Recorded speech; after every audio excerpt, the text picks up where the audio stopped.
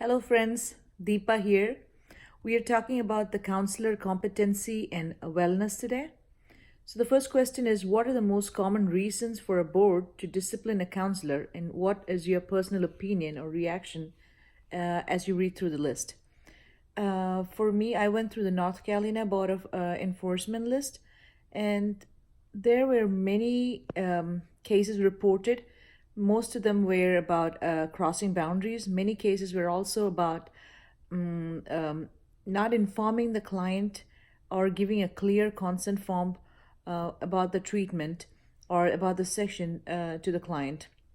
So, as I was going through it, it was really um, a sad thing for me to realize that counseling section is based on trust with the counselor, among the counselor and the client, and there's always a trust broken in the client counselor relationship, even when it comes with the boundary crossing or not proper informing of the consent.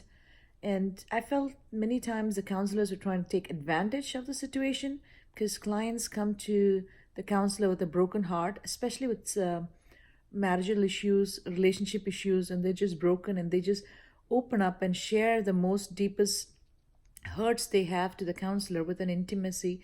And there, I understand there develops an intimacy in the relationship, but to reframe from further going into a relationship and reframing that respect and professionalism is something the counselor needs to be really aware of.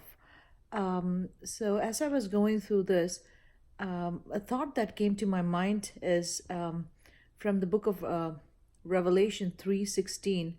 I quote from the Bible. It says, "So because you are lukewarm, neither hot nor cold, I'm about to spit you out of my mouth." So when I read those verses, the thought came to me that as years go by, maybe the counselors are also getting or losing their passion for the profession, or the real purpose that or the real calling, or forgetting the real calling that they be called for to comfort the people who are broken that come to them for a healing. And many times we read about counselors being uh, broken or broken healers or wounded healers.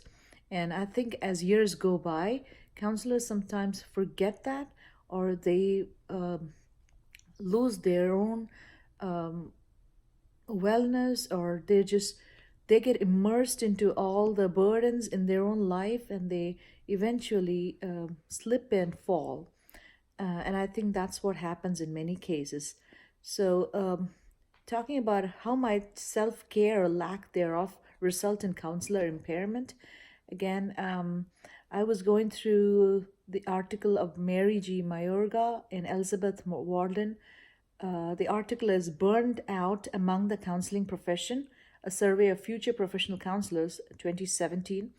And the authors defines burning out or impairment as a job stress phenomena, and is often of a mental distress that can be accompanied by physical health issues. So this accompanies by persistent exhaustion, physical and psychological. Experiencing burned out may find out that negative attitude abounds in his or her daily life, and simple finding joy in simple things is lost. So, in the ASA Code of Ethics also, it clearly mentions about counselors being worn out, and many cases being reported about being impairment, and that counselors need to do their wellness and be aware, self-aware of whatever is going through inside, whatever is about their background, and it's always best, don't carry your burdens. We always tell others, but it is, it is hard to practice in our lives not to carry our own burdens and try to take somebody else's burden, because it's going to be a heavy load. And my question to my classmates is it applicable for the board, just like the medical field doing a medical checkup yearly to find out if everybody to sends any health issues? Is it applicable for the counseling board to make it a must that all counselors through do a wellness check every year. Will that be beneficial or not? That is my question. And once again, I want to quote from the Bible, Luke 16, verse 10. One who is faithful in a very little is also faithful in much, and one who is dishonest in a very little is also dishonest in much.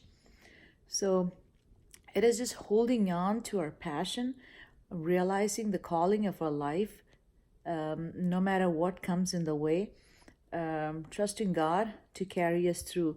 I think that is a very important thing in the counseling session because we are dealing with many broken lives. Thank you. Waiting to hear from you all.